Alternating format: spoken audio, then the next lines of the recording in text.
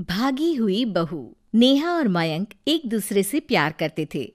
दोनों के परिवार शादी के खिलाफ थे, तो दोनों ने भागकर शादी करने का फैसला किया और फिर दोनों ने कोर्ट में शादी कर ली। माँ, मैंने नेहा से शादी कर ली है। शादी कर ली है? कहाँ? कैसे? हमने तो देखी नहीं शादी। माँ, हम लोगों ने भागकर शादी की है। अच्छा जी, तो ये लड़की घर से भागी हुई है और अब मेरे घर की बहू बनेगी। अरे ना जी ना, मैं ऐसी लड़की को कभी अपने घर की बहू ना बनाऊं जो भाग कर शादी करती है। अरे मोहल्ले आसपास सब जगह इज्जत है हमारी। माँ, अगर मैं भागी तो मयंक के लिए भागी ना, और मयंक और मैं स्कूल के समय से प्यार करते हैं, इसमें गलत क्या है? तभी नेहा को ढूंढते उसके मम्मी पापा भी वहां आ जाते हैं। दोनों के गले में वरमाला देखकर नेहा की माँ बोल पड़ती है, हे भगवान, ये क्या हो गया? वो जोर जोर से रोने लगती है। नेहा, तेरे लिए हमने इतना अच्छा रिश्ता पक्का किया था। मयंक में क्या है? अरे ना तो कमाता है, ऊपर से नशा भी करता है। अरे क्यों शादी की तूने इससे?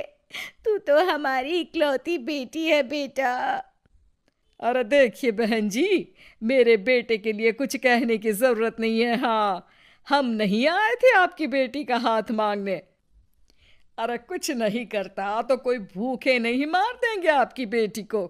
देखिए कितना बड़ा घर है हमारा, और भगवान की दुआ से दूध दही की नदियां बहती हैं। जैसे तैसे कर लोगों के सामने अरेंज्ड मैरिज दिखा घर वाले दोनों की शादी की पार्टी भी दे देते हैं। पार्टी में बुआ सास, अरे भाग कर शादी कर ली थी दोनों ने।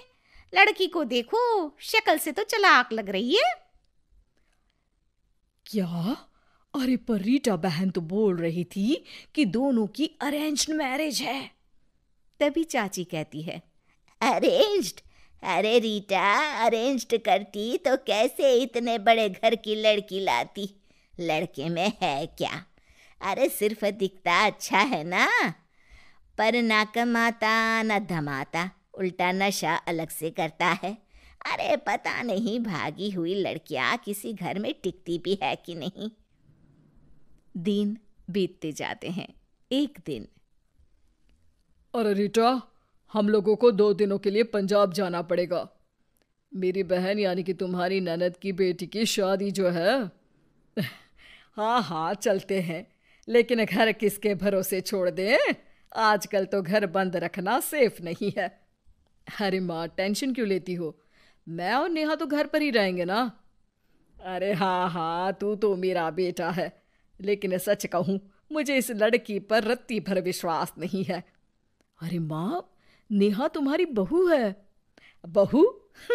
अरे जो लड़की भाग कर शादी कर सकती है, वो घर पर चोरी भी तो कर सकती है। मयंक को माँ की बात का बड़ा बुरा लगता है। वो नेहा की तरफ देखता है जिसकी आंख में आंसू भरे होते हैं। माँ जी, आप अपनी अलमारी में ताला लगा लो। हाँ हाँ, तो वो तो लगा ही दूंगी, लेकिन कहीं तू घर का बाकी का सामान भी। अरे भाई, भागी हुई लड़की का क्या भरोसा। धीरे धीरे दिन बीतते हैं। एक दिन नेहा घर के बाहर गार्डन में पेड़ों को पानी दे रही थी, तभी पड़ोस की बहू, अरे नेहा, कैसी हो? बहुत सुना है तुम्हारे बारे में, लेकिन तुम तो दिखती ही नहीं हो। हाँ, वो बस घर का काम करने में समय ही नहीं मिलता। अच्छा अच्छा, शाम को ना मेरे घर आना, बैठकर गप्पे लड़ाएंगे हम।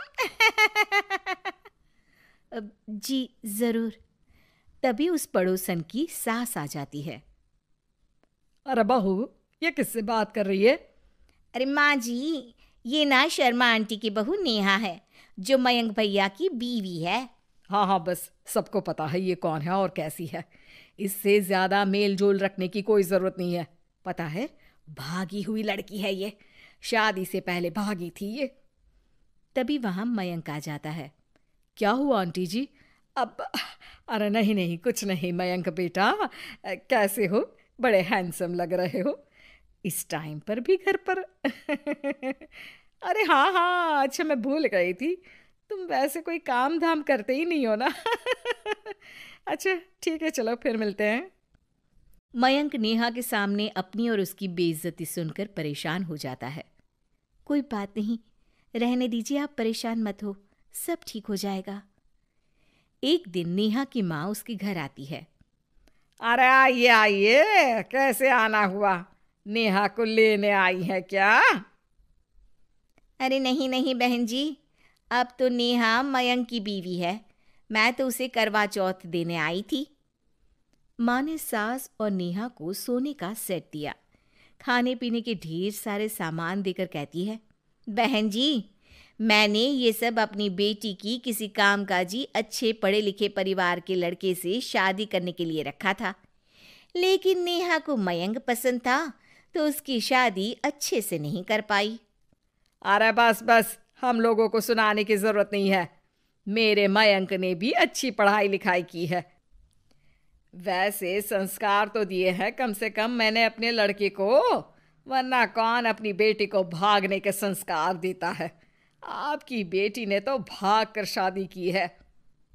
माँ को सास की बात का काफी बुरा लगता है, वो वहां से चली जाती है।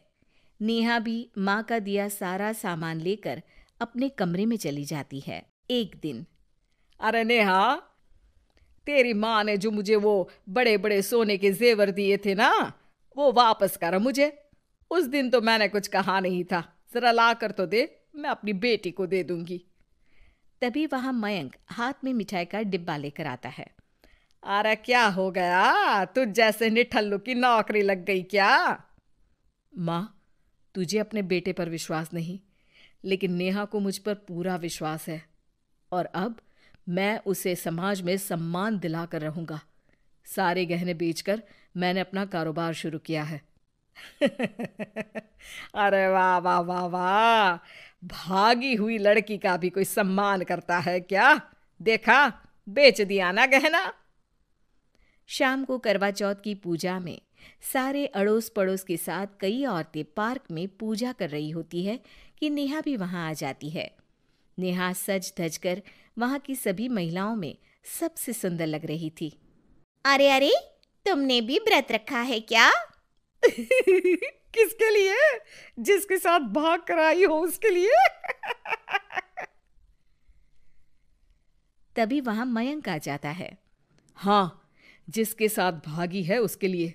आप लोगों को शर्म आनी चाहिए। एक औरत होकर एक औरत के साथ ऐसी बातें कर रही हैं। अगर नेहा भागी तो मैं भी तो भागा था, फिर अकेली नेहा क्यों जिम्मेदार हो? वो कम से कम आप लोगों से तो लाख गुना अच्छी है। आप लोगों ने एक अच्छे पैसे कमाने वाले इंसान से शादी की, लेकिन मेरी बीवी ने मुझ जैसे लड़के पर विश्वास कर ना सिर्फ मुझसे शादी की, पर मुझे ठीक राह पर भी लेकर आई। तो हाँ, जितनी नेहा जिम्मेदार है भागी हुई कहलाने को, तो मैं भी भागा हुआ ही हूं, लड़का हूं। तो इसका मतलब ये नहीं कि मैं जो करूं वो ठीक हो। सभी को मयंक की बात समझ में आ जाती है। वो नेहा को गले लगाकर साथ में पूजा करने लगते हैं।